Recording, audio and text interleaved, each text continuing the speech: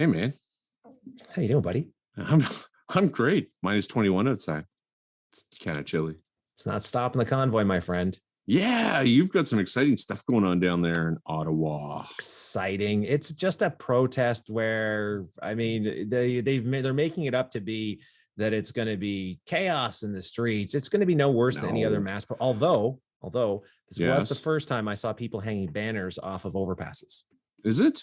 Oh. Yeah. I was Melissa and I were out the other day just doing some shopping, and I saw a big whack of police cars parked under an overpass. Like, it's not a lot of OPP.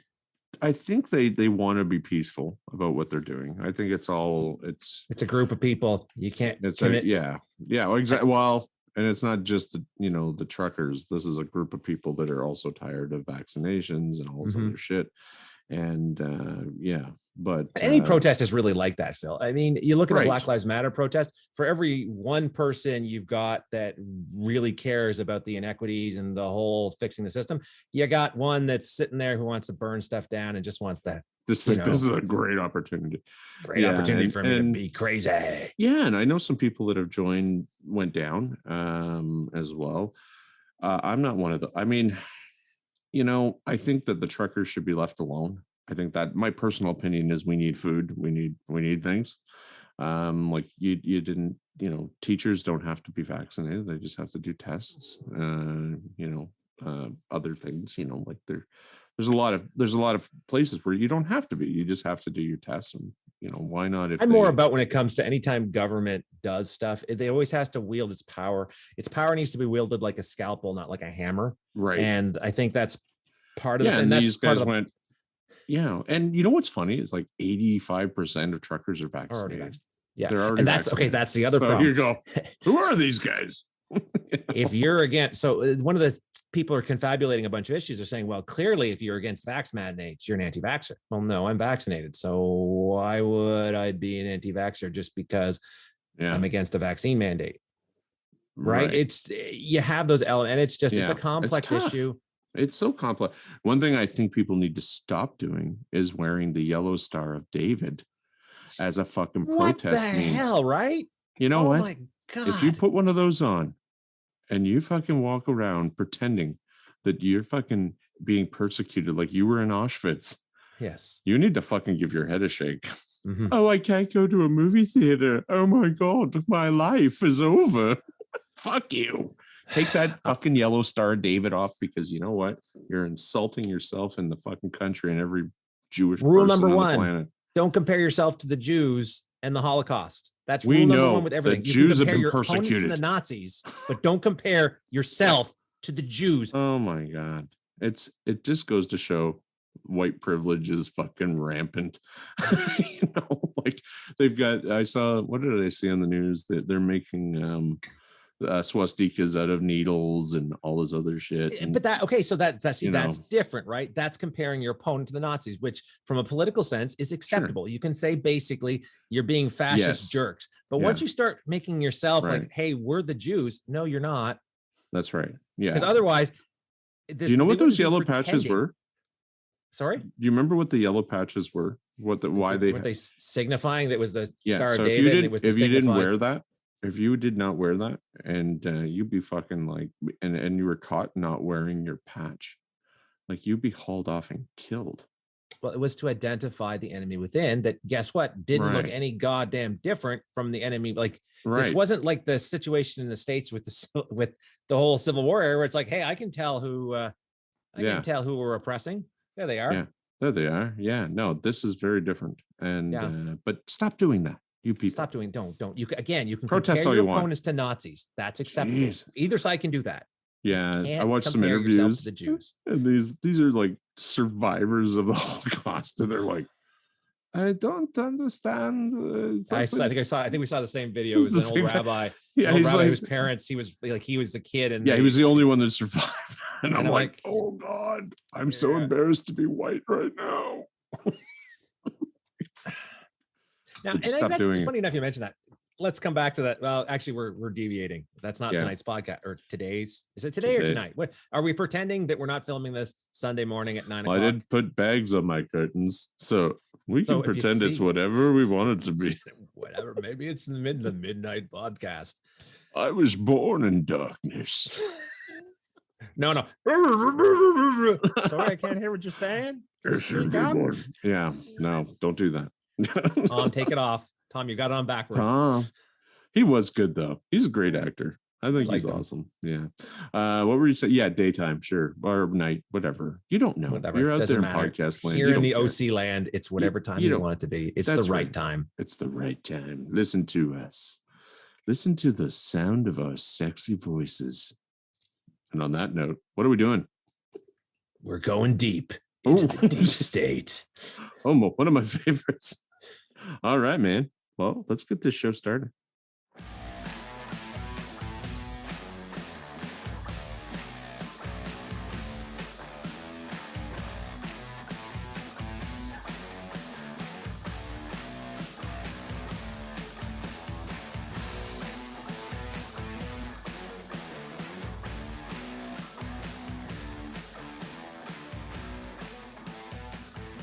Welcome to the OC. I'm Phil. This is my co-host Corey, and tonight we're talking about something deep, scary, tenacious, the deep state.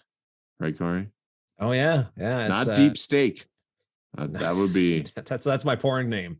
Deep steak. Deep steak. That's or rapper name. I can't remember. I remember a buddy of mine used to say, he used to alternate between that's my porn name, that's my rapper name, and that's my wrestling name. So nice. Well, which is all fairly, interlinked. Shalom. Interlinked. That's right. It's a natural career progression. That's right. You start in one and you end up in another. Yeah, it's pretty common. So the deep state, it's a big topic. It's and you know what? We've covered, I think, pieces of it in many of our podcasts now. If you like and subscribe, check us out.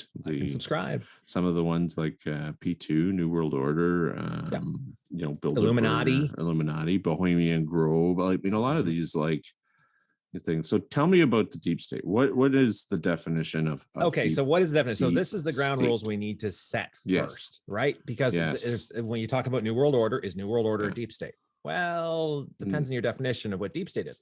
Mm-hmm. So the definition for tonight's podcast that we're going to go with is, or today's podcast, whatever the podcast now is basically you've got a unelected elite within within a state that controls things. That's the concept we're going now. It's very general. One or many. Sorry? It would be one or many people's. Correct. It's not one. It's seldom one. It's seldom one person. Right. Yeah. It's an interest group, so to speak. Okay. So let's say what a deep state for tonight or today or whatever is not. The deep state is not a New World Order. No. Okay. That is not the concept. That is a similar related concept. Yeah. Right. Exactly. New World Order podcast. Check it out. Yeah. Like and subscribe.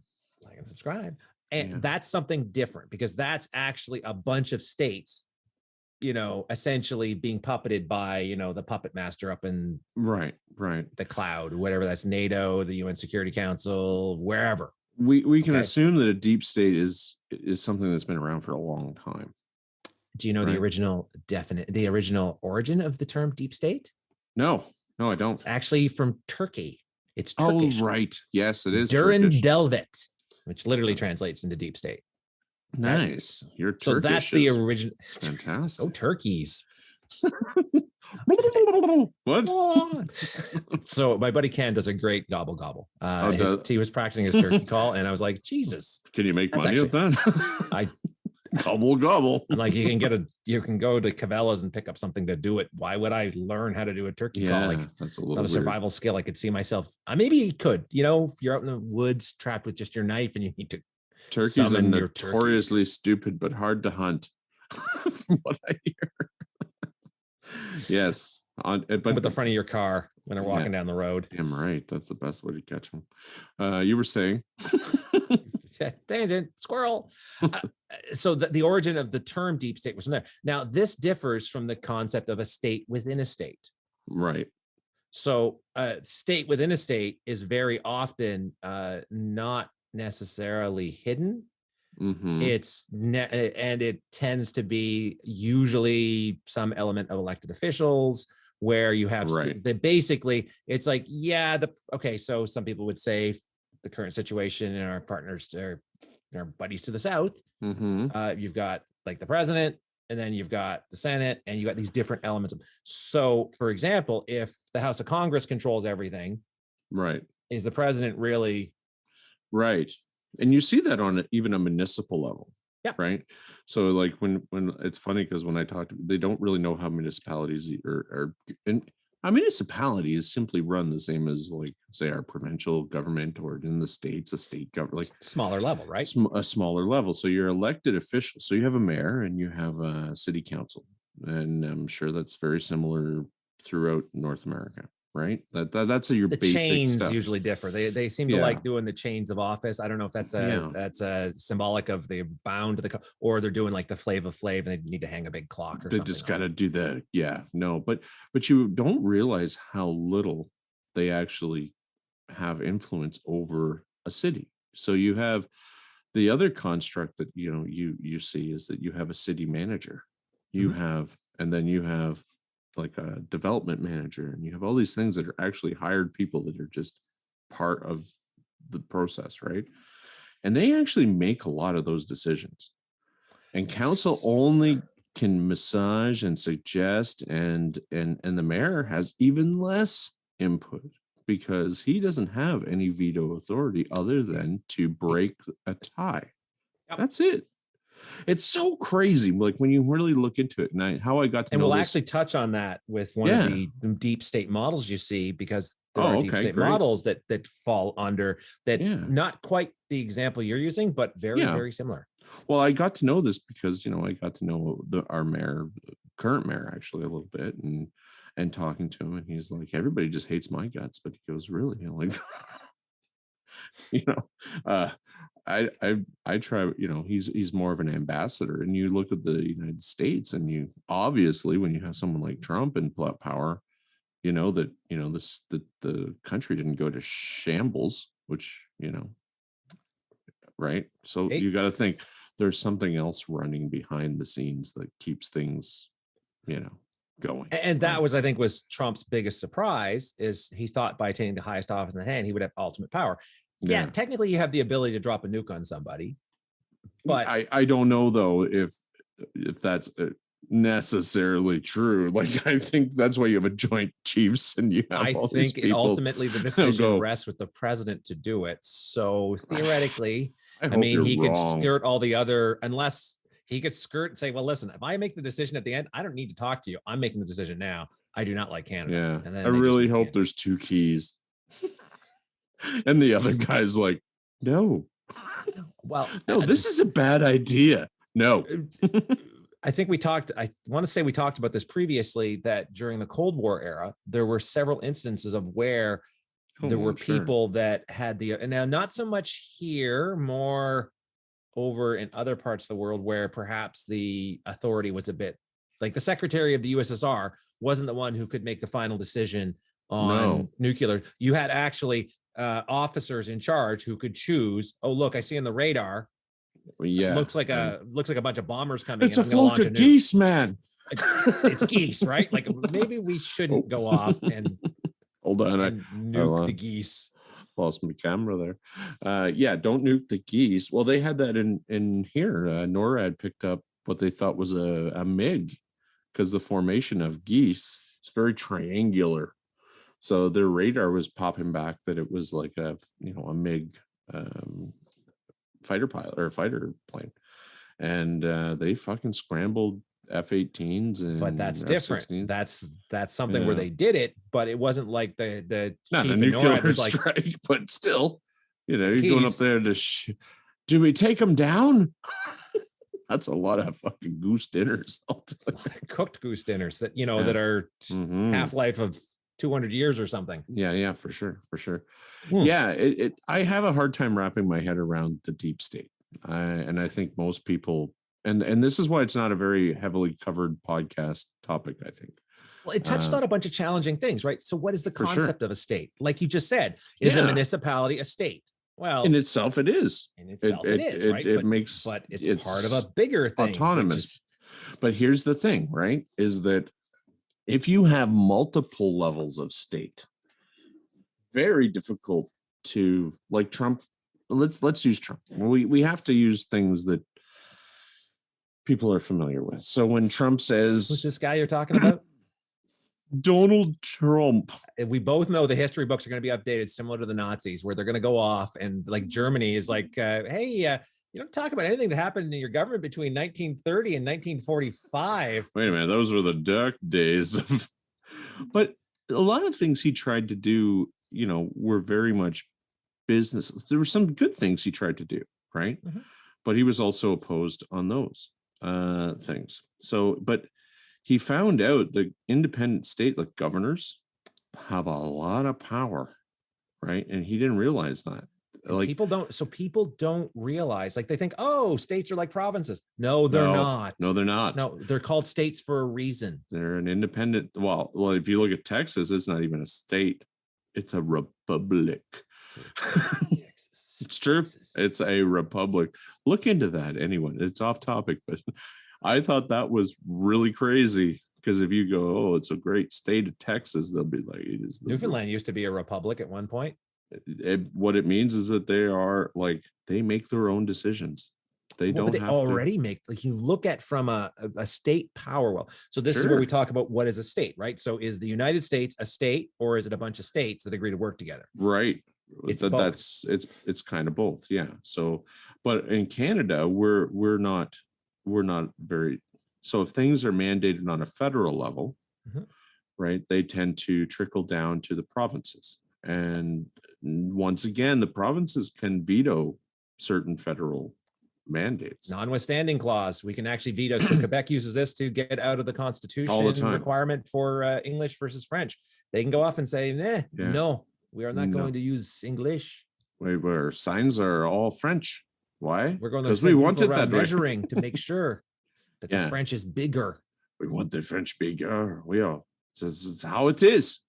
And but that's, and then you kind of have to look at like, okay, so how does that work if we can veto whatever we want? I don't know. Who runs on Ontario? Who runs New York? Who runs? Well, then you have to look at what are the interest groups that are involved in, in those particular provinces, right? When you have big companies, and that's what sometimes a lot of people say, it's like big companies are what rule, But it's not even just that. So back to your previous example about the city manager. Okay. Yeah. So one of the classic examples of the deep state, and in a lot of ways, this is kind of where Trump was going with this one. And not just Trump, Tony Blair, Dave Cameron was advised by Tony Blair's campaign manager, or Tony Blair advised Dave Cameron's campaign manager about the deep state of civil servants. So you have entrenched people. So you're the boss, right, Phil? You go off, you say, hey, I want you to do this. Mm-hmm.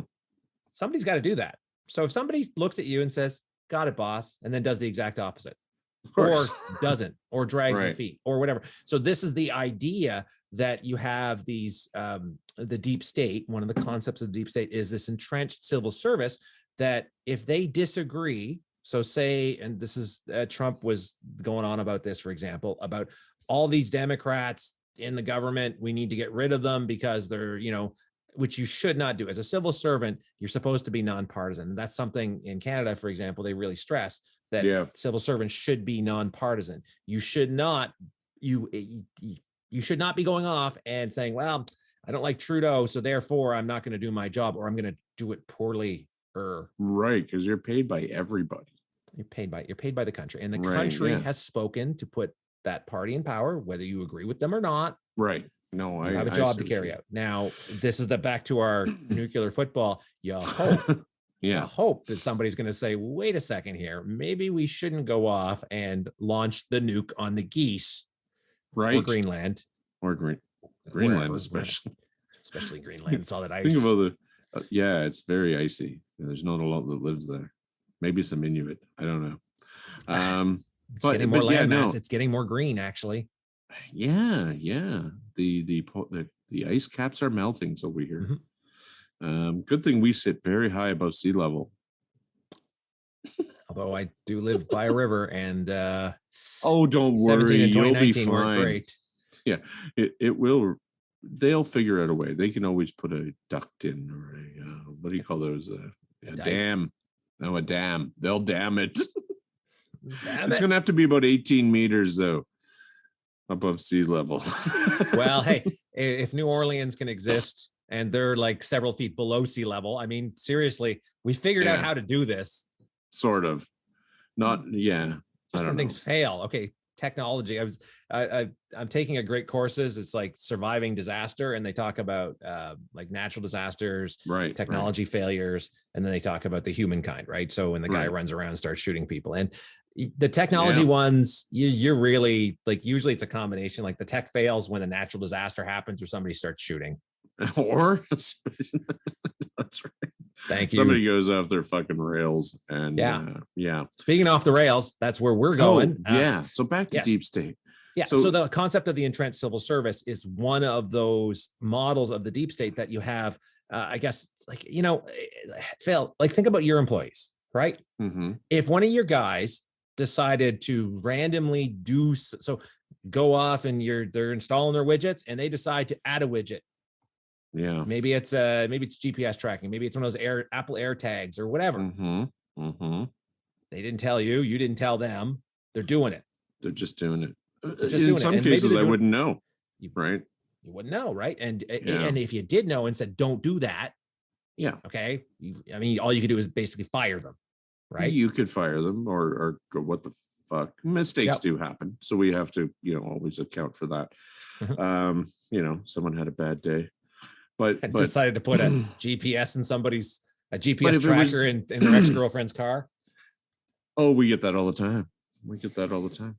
Someone put a tracker in my car. Can you check? No. Yes, but no, because it doesn't exist. I know what is involved, and it's not. What about those AirTags, Phil? So Melissa was. So AirTags are different. But I don't have a way of finding. Well, apparently the way to do it is use an iPhone and say, "Are there any AirTags nearby?" Oh, look, there's an AirTag nearby. Yeah, congratulations. Yeah. I'm not a spy agency, so I usually tell people, if you feel that you're being tracked, you should go and talk to the police. And they'll say fill out a report, and they won't do anything.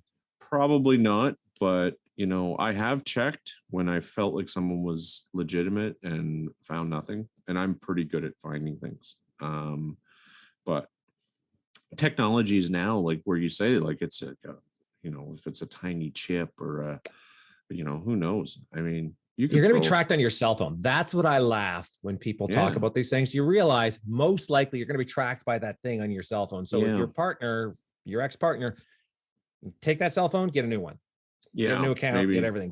Just purge it, because I love to be able to help all these. Like, we get probably 5 or 6 a year, people that are mostly like, believe it or not, it's more men than it is women. I know it sounds weird. Yeah. Yeah, like they're probably up. I guess if they're out strutting, maybe they're I think they're up to no good, and they're like, what would it be like if I had a tracker in my car? I'm like, well, if I put it there, you'll never know it's there. That's so. I laugh about that. I had a buddy of mine when we worked to security together. Cybersecurity together, and it was like, hey, he's crossing the border, right? And the border agent asked him, well, do you have anything? Well, no. Well, you work in cybersecurity. He goes, yeah. Well, how would you hide it? I said, well, he said I would do this, and you would never find it. Never. So don't tell him that. Did you do that? No, I didn't do that. But that's how I would do it. Like, I would encrypt it and then just change the file name, and you'd never find it. Like, you'd never be able to determine what it was without a complete forensic audit of it. So right. So when you have, like, when we do them, usually they're done for companies, right? And they're not done because it's like espionage. Like, it's done because they want to track the vehicle speed. They want to track, are you taking the vehicle home? Like, are you actually at work? Like legitimate things. And then there's other safety things, which is like, hey, did you break down somewhere? Well, we know where you are. Or if you're Amazon, are you 15 seconds behind schedule because chop, sugar plum, chop, sugar pee in that bottle. Pee in that Yeah. bottle. Jesus, put on your catheter. Put on your- Yeah. But All right, we back to the deep digress state again. That's good. Yes. So, Our tangents back are to fun. the deep state. Now, what other examples of deep state do you know of, Phil? Like so we got the civil service, and this is the one of the ones that Trump spoke most against, saying, hey, the civil service, they don't like me, so they're doing whatever they can to undermine me. And this is not untrue. You see that in every government, that you personally can't separate the two, your personal belief from your job. Yeah. Well, and which is true. Like, but personally, when I think of deep state, I think of, things are not as complicated. To me, I try and look at things because I'm a very basic individual. I like to look at things in small, like what affects my immediate environment, right? And usually it's business, right? Interest groups within large corporations and how they can change the face of government by simply saying, we want this, and if you don't provide it, we'll pull out or we'll do something. And they influence governments all the time, based on. And that's a little bit different economy from the traditional definition of deep state, because you're right, they've got influence, right? Whether it's influence of, by the way, hey, I have, let's remember Brian Mulroney and the bag of, now he wasn't prime minister at the time, but it was still super ridiculous. The German guy who gave Mulroney the brown paper bag full of cash.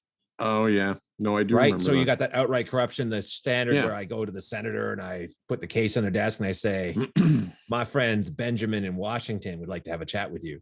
Right. Well, I have a hard time. See, you have to be able to, in order to have power, you need to have leverage, right? Influence, leverage to be able to, or influence to be able to. So why would I listen to? Right. Like if say there is a deep state that Trump had, like, why would he listen to them? Well, there has to be there has to be some reason that there's a power there. Right. So I have a hard time understanding the deep state. Like, do I believe there's a deep state? I believe there's many deep states. I believe that on many, many levels, some sort of, like, you're seeing what's happening here, like with the mayor type idea, right? You're seeing that this is the guy who's supposed to be the mayor, the big kahuna, but really he doesn't make, behind the scenes is the big kahuna. And that big kahuna says yeah or no or shut up. So now we're dealing. And this is where we start crossing over to the state within a state.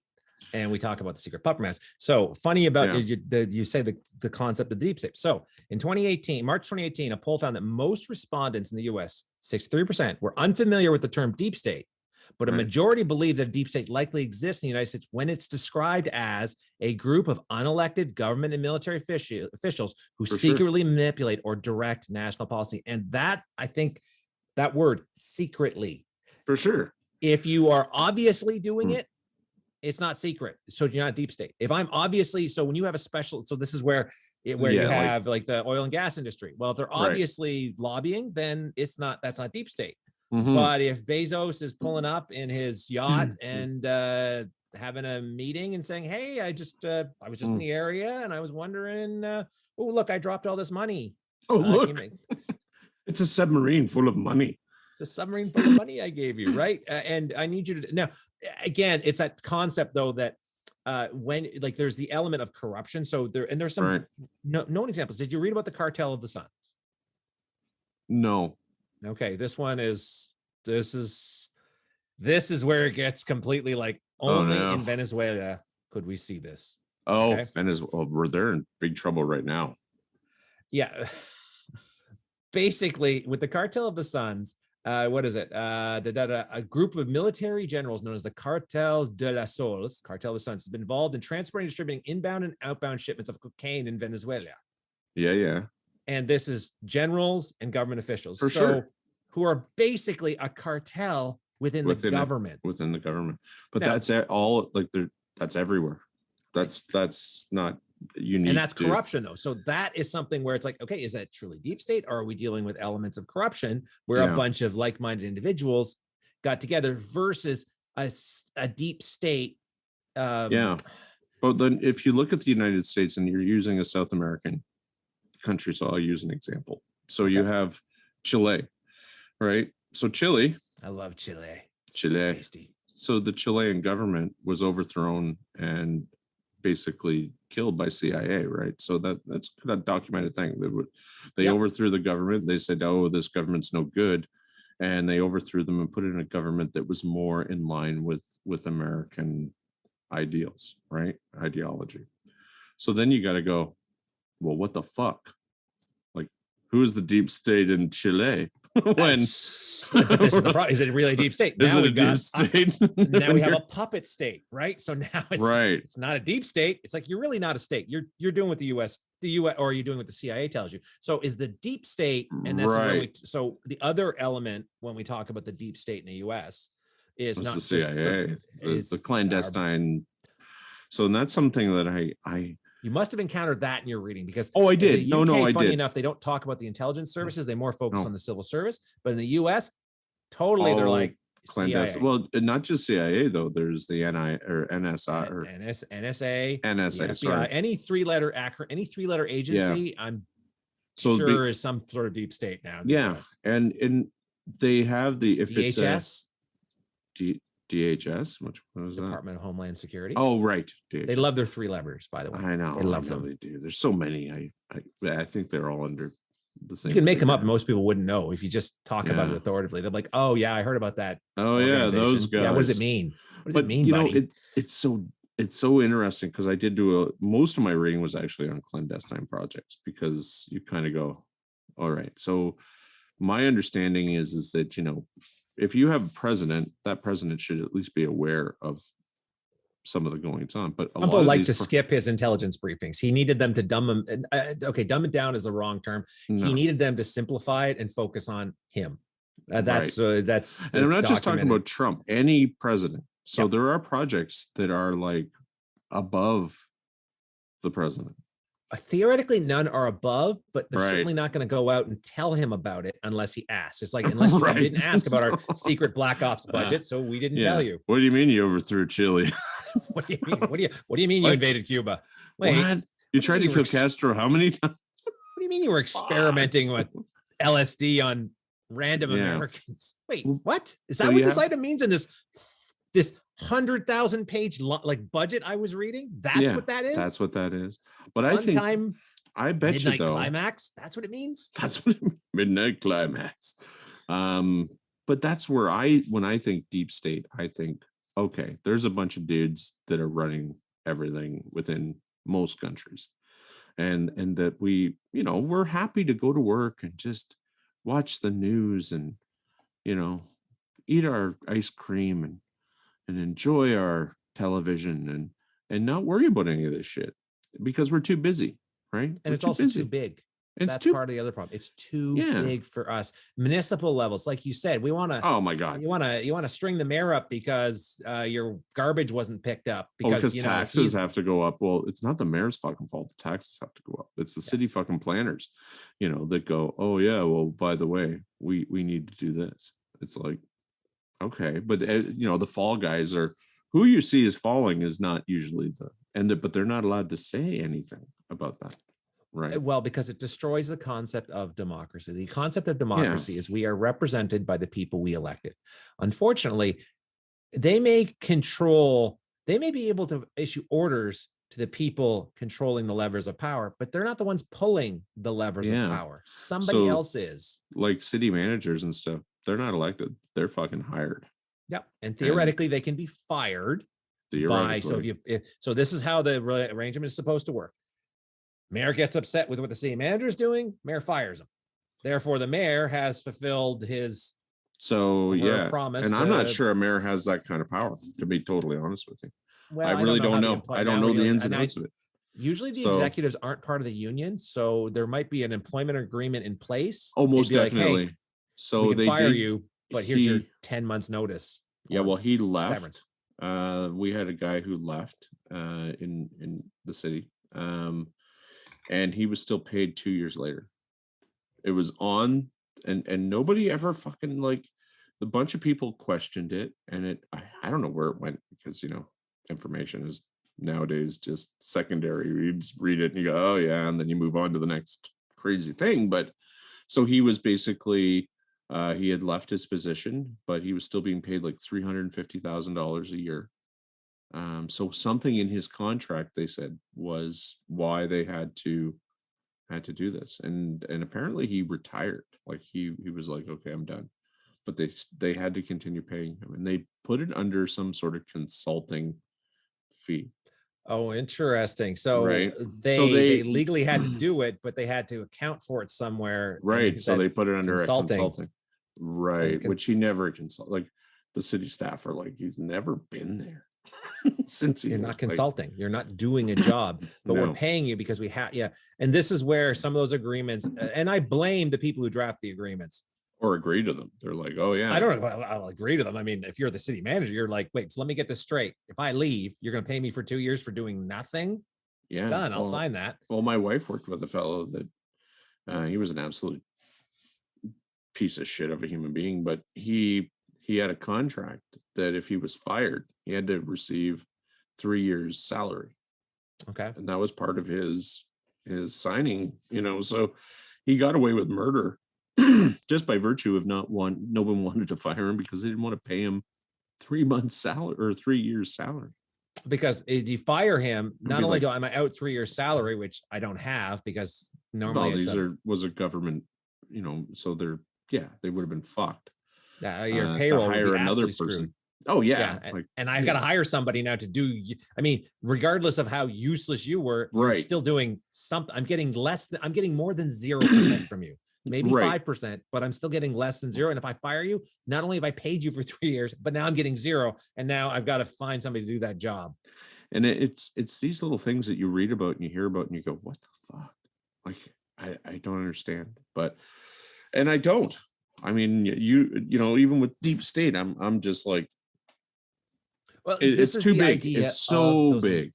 Those entrenched employees who basically are the ones, they either control the levers of power themselves, or they literally are the levers of power, right? They're the persons that you say, go do this. And they, like a general, right? I tell a general, go do this. Do you believe there's a deep state?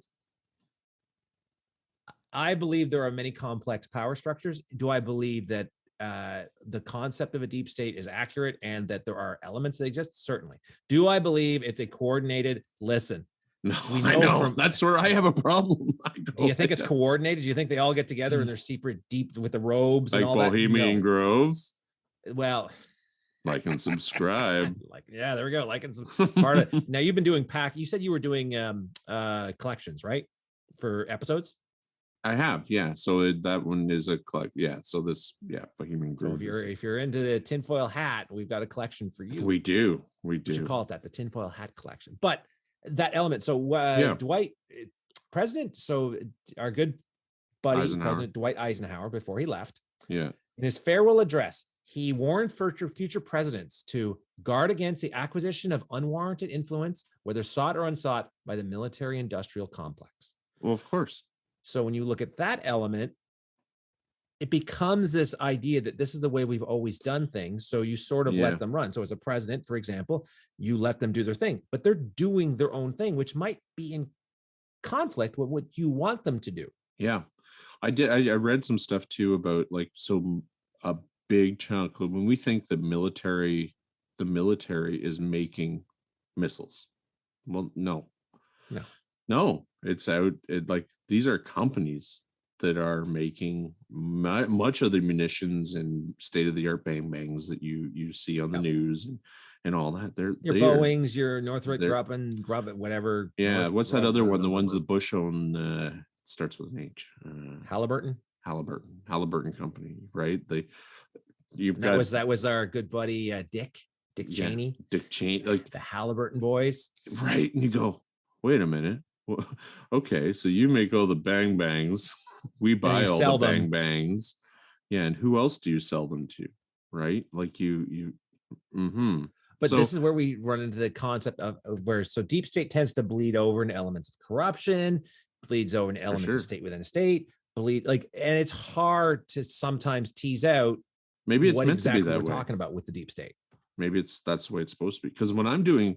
So this was probably one of the more difficult research. Like, I don't really even have notes.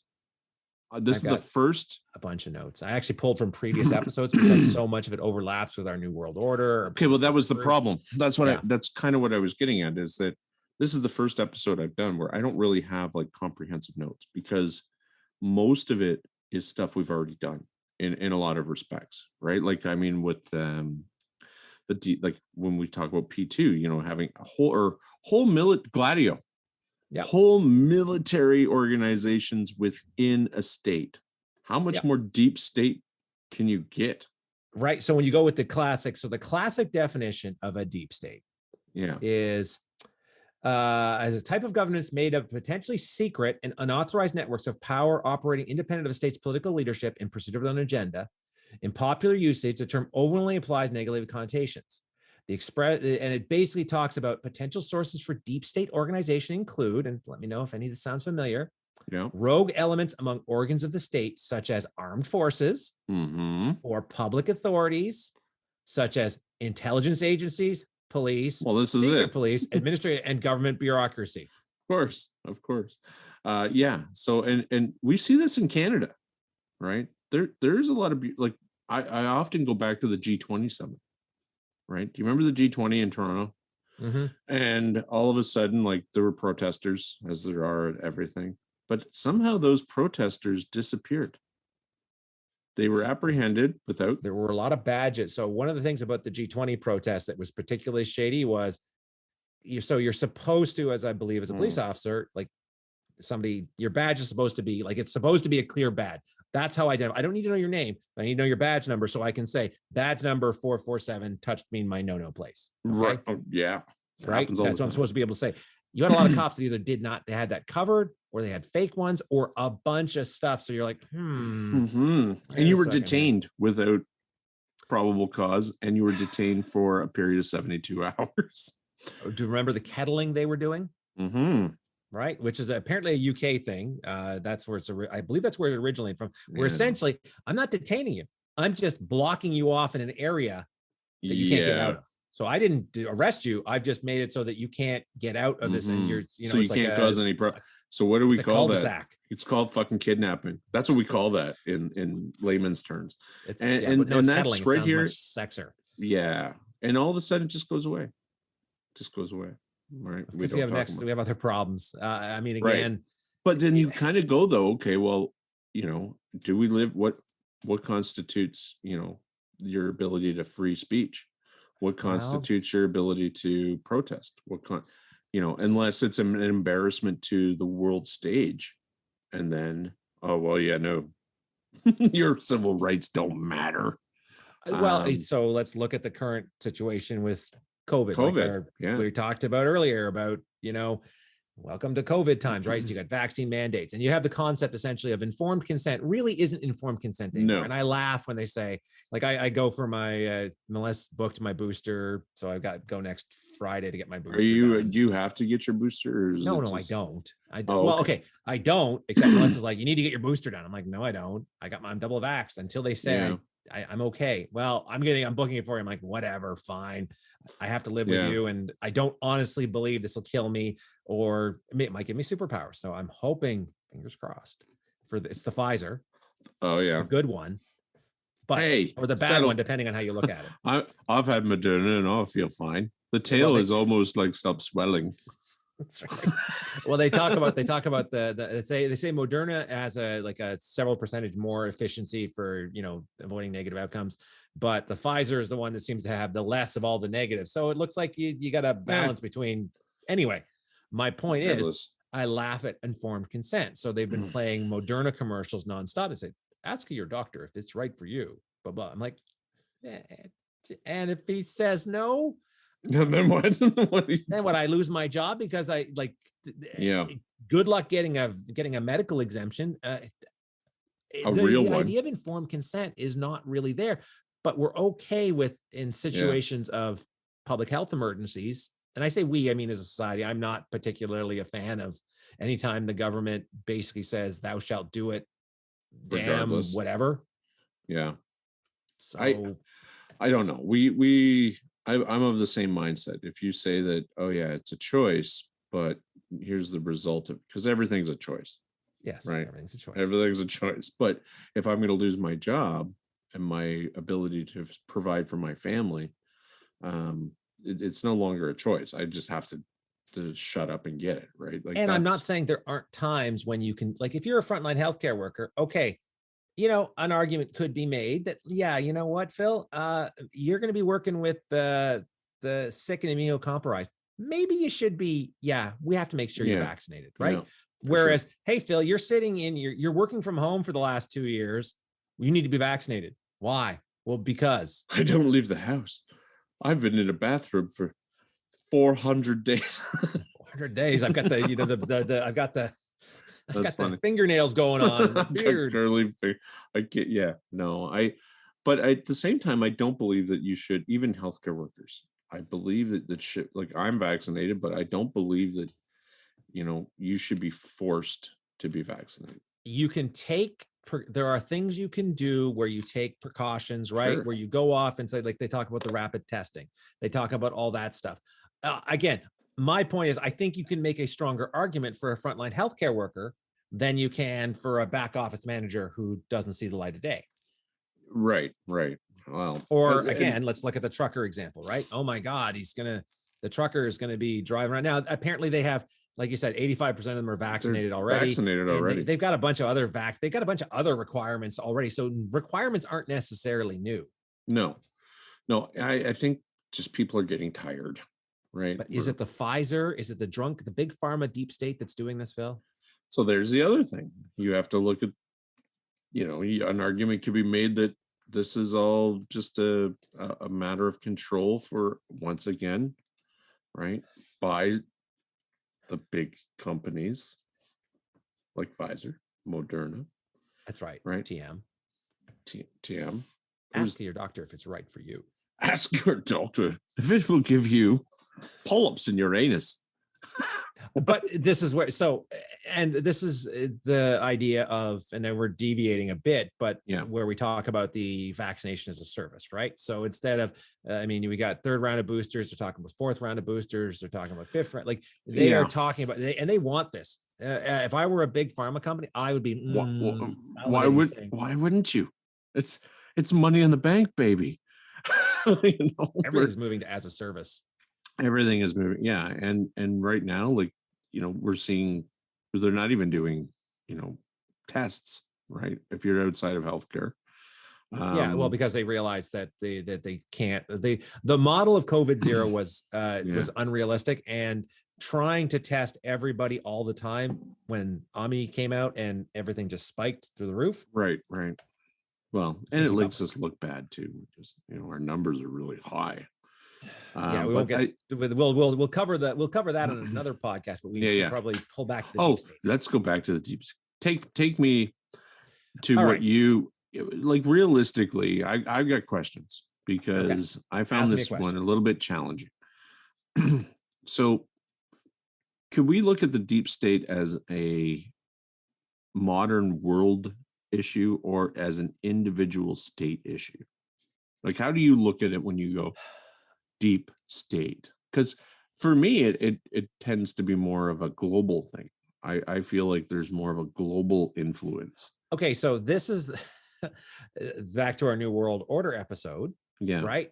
Where we talked about this, the idea that if we are, globalization is a thing. So if we say the concept of a state, so remember we talked about earlier the municipality level, the provincial level, the level, for sure. Now we got the global level. Right. So we have these little circles where if you have the global level as being the upper level, so we're essentially one world government. We're not there. I don't think we're there, but we are very dependent upon one another, right? Our governments are fragile when it comes to trade and a lot of things, right? So it's very complex, and it's maybe more complex than it needs to be. But continue. This idea of this is where I said, what is a state? And this is where the deep state really is hard to tease out. So for example, if you have one like the globalization, is that the state? Well, no. Okay. So let's focus on the US. Well, wait a second. We know the US is a bunch of states. Okay. So now do we go down to there? So now do we look at who copies the paper in the governor's office to try and identify, saying, well, wait a second, see all these administrative personnel, there's our deep state at the state level in the US, but at the federal level, it's the NSA or CIA. Right. And at the world level, it's the UN Security Council. Or is it? Right? Like this is why, dude, and I even text, I was like, I don't, my head hurts. But that's where the examples come in, right? I think because there's no way of tracking any of this. Like, do I believe there's this malignant deep state? I think. See, okay, so this is the other part. Malignant.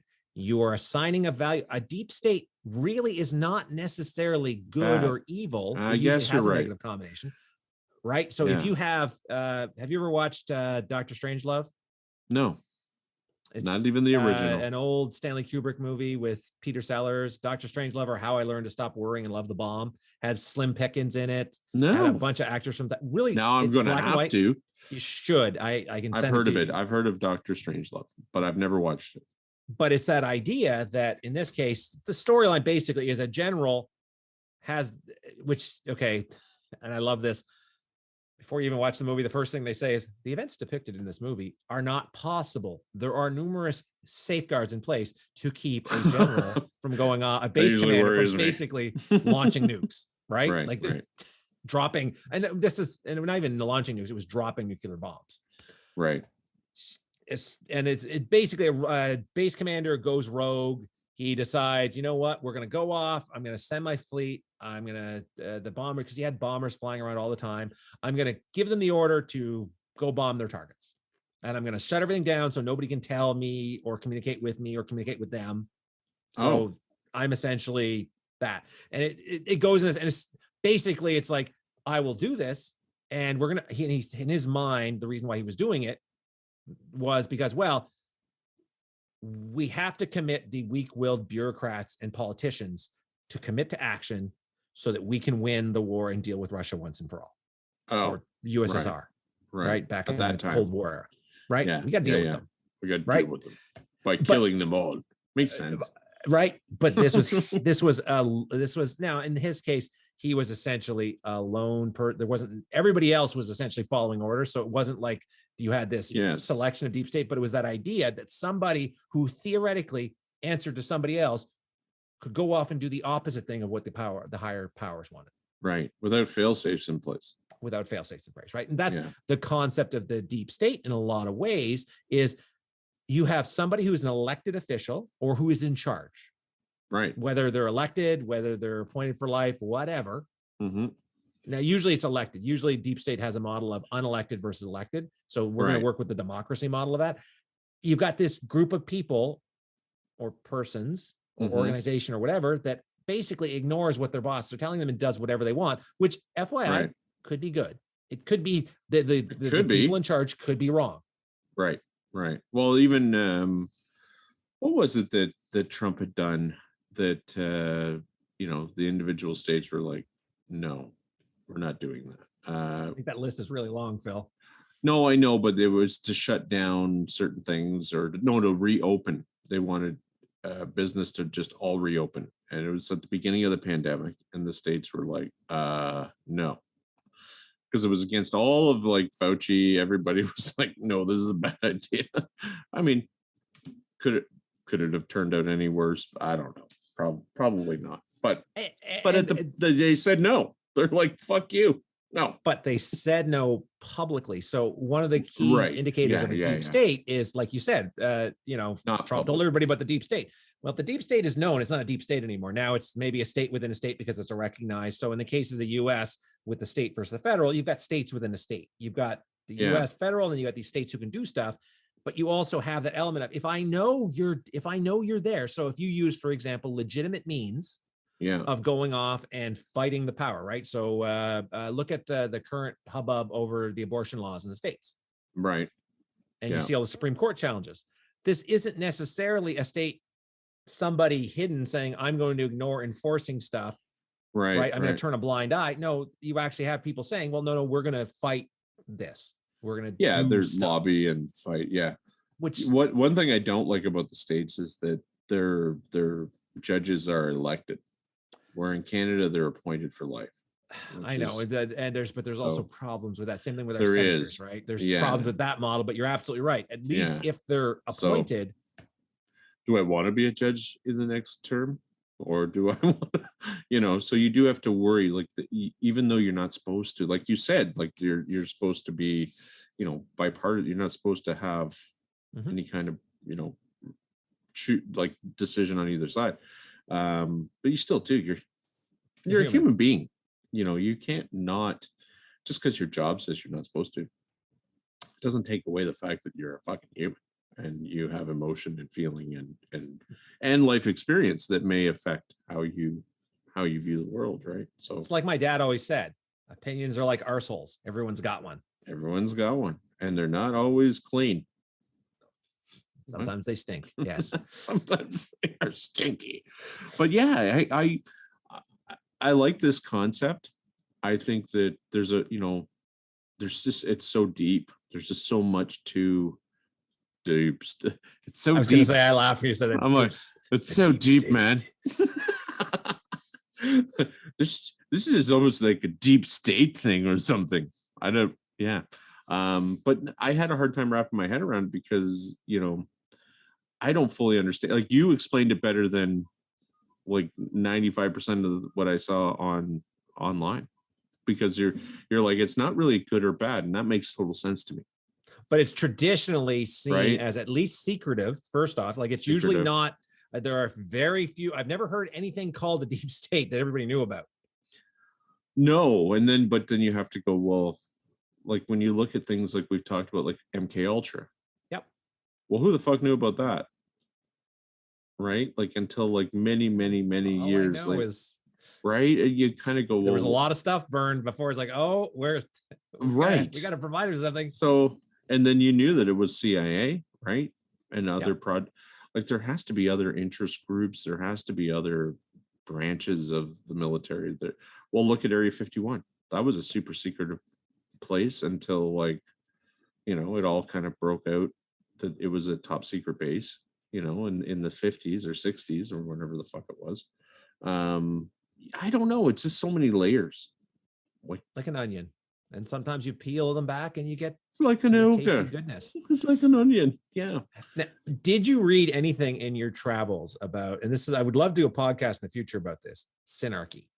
So I don't even know how to spell it. SYNARC. Oh, okay. No, and you had said that at the end of the last podcast. You said it's kind of like synarchy, but synarchy is synarchy is often held up as an example. Now there are many different things. I'm not going to go into the different meanings of synarchy. I'm going to focus on the one where basically it's essentially a shadow government or deep state, a form of government where political power rests effectively with a secret elite, in contrast to an oligarchy where the elite is or could be known to be public. So back to that element of secrecy. Right. You have a secret elite that controls stuff. For sure. As opposed to, and I believe that, an elite that controls stuff, which is how we currently have. We have an elite that controls stuff, and we just elect them, or do we? Or do we? You ask. Yeah. But that's the thing, is that, like there's a lot of powerful people in the world that are behind the scenes. You don't hear about them. You hear about Elon Musk, but there are people with as much money as Elon, or maybe more influence and more power. Like, you know what I mean? Like you just don't know who they are. Jeff Bezos. Well, that dude's fucking flying shit to the moon. I mean, God damn it. I mean, how rich do you have to be? God, fuck. I would love to fly to the moon. That'd be kind of cool. It sounds like, it sounds like an awful lot of hassle being that rich. But, and this is that. I'd love to give it a try, just to see, test it out for a day. Test it out for a couple of days, buy some lottery tickets. Why are you buying lottery tickets? You've got 400 billion. Why are you buying lottery tickets? Jeff Bezos pays $1 million a week in lotto tickets. Figures actually, it's those little scratches, little terrors. The little he hires Nevada people tickets. to scratch them and crack Nevada tickets. Crack Nevada tickets. Here. Oh, yeah, no, but I don't know. But like you said, like, these deep. Well, tell me more about synarchy, because I didn't. So this is a French thing. So originally they found in 1941 this document called Pacte Synarchique, following the deaths of a Jean Coutot, a former member of Group Excise. And they talk about this would have been set. So this was 1941. So we're talking World War II-ish, but really it has origins back after either during or slightly after World War I, where essentially the Vichy government was full of people that believed that, you know what, this whole democracy experiment really ain't working out. Maybe we need to put some people in charge that, you know, put people in positions of power that so they can run things. And, you know, we'll still have our figurehead, our puppets, our puppets, right? Puppets, yeah. And now this is worth an entire podcast on its own, because it gets into like, was this created by the Russians to sort of sow doubt? Like, was this a false information campaign that they set up to sort of say, hey, look, you know, let's attack, basically an attack against the French government to sort of make them look for the enemy within. Right. But it's so confusing. It is totally confusing. It's so confusing. You have to be in an altered state to appreciate some of this stuff. I think you do, I think you have to go down the rabbit hole. I think that there's no way that you don't do this without a giant room full of like strings and pictures. You know? Well, so I used to do that, right? Not the strings. Remember, I used to do my crazy boards, and I realized, but dear Lord, some of these things it's really wouldn't hard be able to go with the this linkages, because crazy boards are always link analysis, right? You go off and you say, well, this is linked to this, and this is linked to this, and therefore I can get to here from here. Yeah, it's such a broad topic that, you know, because every single, I think if you look at it as like on a global scale, it might not be as complicated. Well, that's because you keep, well, I disagree with that, but maybe I agree with the idea that the further up you get, the greater view, like when you view it from on high. Yeah. What are you looking at? Because, you know, you always have that, like, even when you talk about like municipalities, you always have like those few people that actually sign the checks and make the decisions, right? They might not be listening to what the elected officials are actually telling them. So in that actually, case, that happens quite often. Don't get me wrong.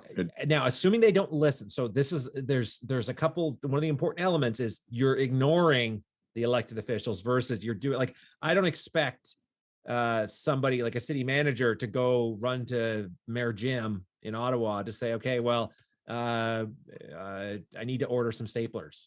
No. Can you tell me what staplers you need me to order? Right. But like our council's got in trouble because they hire outside of our city quite often, and not for the lowest bidder. Like they will actually, and sometimes that turns out because it's somebody they know.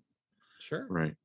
Not that I'm, not this council. I don't want to get sued or anything. Going with the lowest bidder is always a problem, by the way, Phil. So let's not kid ourselves. Often the lowest bidder is the lowest bidder for a reason. Either for sure. I've went through the bidding process as well. And there's always like, it's funny because you'll show up to quote the job and the city, it's never the council members that are there. They don't ever fucking do that stuff. But what you end up with is like, you're in this room and there's always some chummy guys with dudes that are bringing you around. And you're like, I'm not winning this. Like you just know. This is a farce. This is bullshit. This is just me showing up. And I've actually walked out on one. I was like, no, I'm not doing it. Because the guy overheard the guy talking and they were talking together and they're like, okay, well, we got to go through this. Like, you have to be here. And I was like, what the fuck? Okay. So why am I even here? You need 4 bids or you need 5. You need people to actually, you need bodies. You need to put it out for bid. Otherwise it's a single source contract. And therefore that's verboten. So let's pretend we actually didn't already make up our mind before any of these bozos walked in the room. And Phil's there with his PowerPoint slide and his ill-fitting suit. Well, a lot of times this is just a quote. So you actually get to see the job, what you're actually quoting on. Okay. And, like you get this vibe, like you're like, okay, this is not going to work out. But this is not a competitive process. This is really a foregone conclusion. It's like when people hire internally and they know who they're going to hire. like government is like this. They know who they're going to hire, but they have to go through the process. Because for transparency, right? Well, and then they transparency. justify why they hired the person they intended to hire in the first place. Because Right. theoretically, Yeah. smart hiring managers, I mean, they're not hiring you to do a job, right? Because they like the cut of your jib, Yeah. like because you're buddies. They're like, no, you're buddies. And by the way, I think you can do the job. So Yeah. you have actually a leg up over anybody else. Yeah, for sure. Because I know even my wife has applied for jobs and she's like, the interview went really like, you know, she can tell, like, she's not got a job. Like any job she's applied for the most part, she's been very successful in her, but there's a couple where she was like, she goes, they already knew who they were going to hire. And I'm like, what do you mean? She goes, no, they knew, like they were just going through the motions, and she can tell by how the interview went, because she's done the interview. She's been on, in enough interviews where she knows how they kind of go in the board. And it's usually like 3 or 4 people that are interviewing you at one time, and like for these high level jobs, right? And she's like, no, they're not going to pick me, and then I was like, how the fuck do you know that? And she just knew, just based on how they ask questions. And yeah. And assuming you're not ruled out, right? So I always hate the interview process, not because of any anxieties, just that usually the interview process is very subjective versus objective, right? Yeah. You could have somebody say, you know what, look at the way he was not open when he was talking to me. I don't like that. Yeah. And that's why I work for myself. I'm not a great interviewer or interviewee. I've done lots of interviewing for people and jobs and stuff, but yeah, I usually ask weird questions. What's your favorite color? Just to keep them on their toes, see how they handle. And now at least you're not asking what tree would you, if you were a tree, what kind of tree would you be? I like to see them kind of go, what? And how they, some of them are like green. You go, oh, all right. I like you. Yeah. I like red, but okay. Or it doesn't, it doesn't matter what color they pick, but there's more lots of, are they stumbled by it, or, what did you get on your 13th birthday that, it was really awesome? My answer would be, I don't remember. I can't remember Tuesday, much less my 13th birthday. Great that answer. was many years ago. Any answer is better than the deer in the headlights. Deer in the headlights. Yeah, that's what you're looking for. You're looking for the inability to actually process things. Have an answer. I don't know is a great answer. I don't know, and often we don't say that enough. And this is where deep state that we've done, you saying, well, wrapping your head around it versus trying. Now, I'm not claiming to say, oh, I understand it fully. I have a definition of it that I use as my guidepost. Yeah, and it's way better than mine, because I sort of went in this okay, well, deep state, and when you just kind of go into it, I went on Wikipedia, it has a kind of a definition, and then most of what pops up, if you're out there listening and you're looking, I would look at some of the things that you were talking about, right? More of the internal workings, and maybe it's not good or bad. See, I never looked at it that way. I always looked at it as it's a negative thing, right? This is traditionally because that's how I did, right? Yeah, that's how I looked at it. I was like, fuck. Okay, well, it's a deep state, so there has to be some nefarious thing going on. But yeah, I haven't really learned too much. I learned more from you than I did from my hours of reading and going through shit. Trump was one of the biggest things. Trump. It comes back to that, right? He would not shut up about it, Yeah. And but you could have easily have swapped deep state for establishment for the man. With the way he was going as a populist, a lot of what he was going, the establishment doesn't want me to do this. Yeah, but he swapped out establishment and deep state, it's the same thing.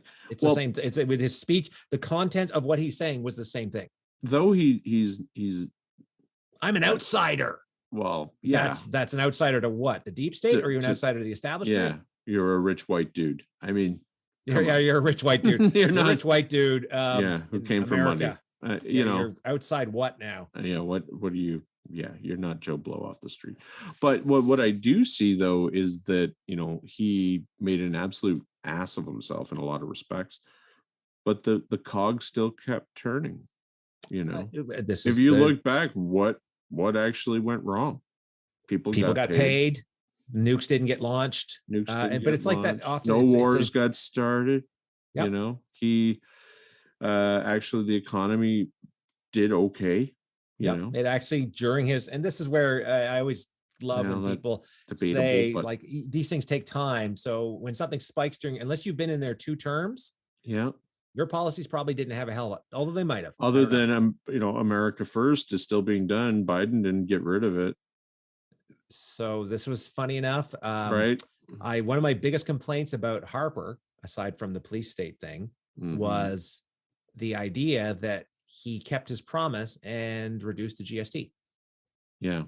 Or the God Save the Tory tax. Because we all got used to paying it. For sure.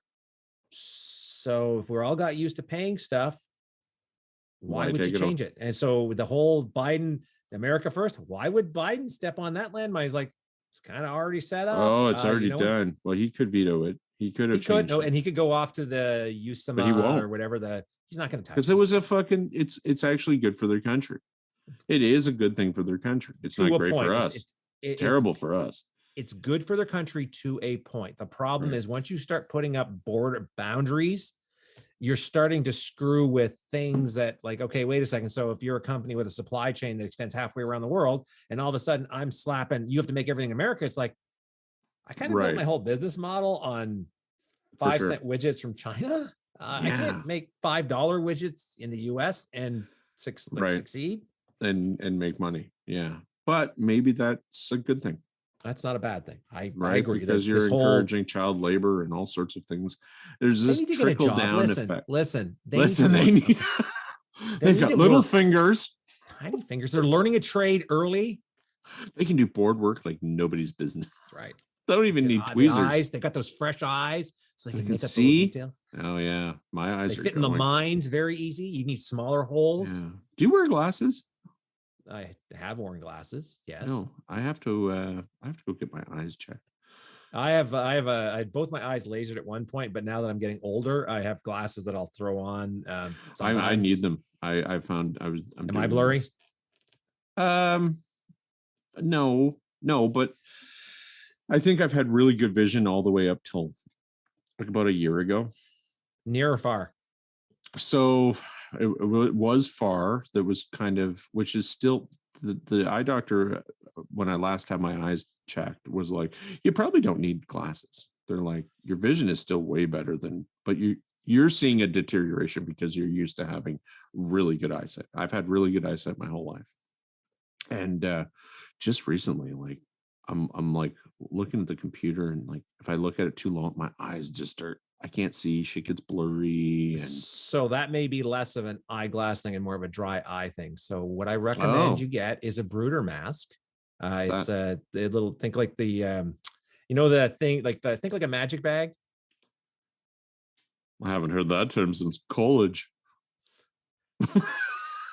It's a brand name for one of those bags filled with like buckwheat or little balls that you heat in the microwave and you apply to something. So a brooder mask is the same thing, except it's a mask. So it's called BRUDER mask. You can, Amazon's got them. Nice. You warm them up 30 seconds in the microwave. You put them on your eye for 10 minutes. And what it does is it helps melt, it promotes your tear ducts to produce the oils that coat your eye.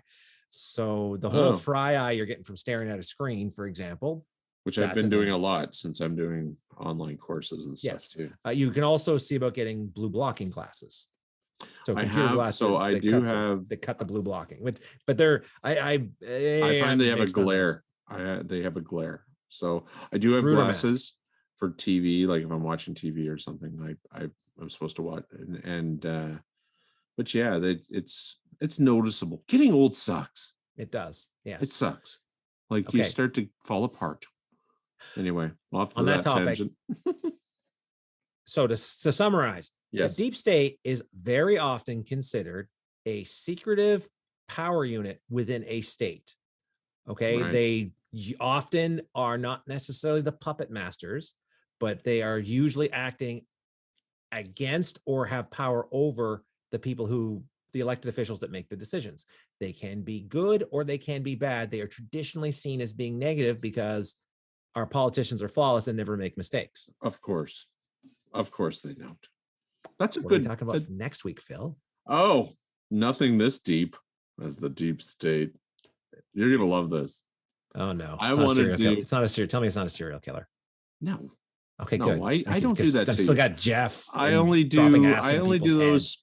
I know how you feel about those. So But I still do them. you And do. that's why I bring know. up these. And I know how you And feel that's about why I did- broad, overreaching topics. Yes. That's why I do them as revenge. It is total revenge. I even said it to my wife. I'm like, he did this on purpose. she's laughing. He knows I can't wrap my head around this stuff. That bastard. Flat Earth. Oh dear Lord. Okay, this one should be a good one because so you talk about Isn't- not wrapping your head around it. I'm like, okay, so I think Yeah. it'll be fun. I think this is just a fun one that we can do and talk about, because there's some I did a little bit of reading on it and I'm like, whoa, these folks are really, yeah, they're really the people that believe really believe. it's like you're doubling down, right? It's a double down. You either you're going for broke. So there you go. Next week we will do the flat earthers and we'll have fun with it. So thank you very much for watching the OC. I'm Phil. This is my co-host Corey, and thanks a lot for watching, and like and subscribe and all that good stuff. And we will see you in 2 weeks on the OC. Take care, folks. Good night. Good day.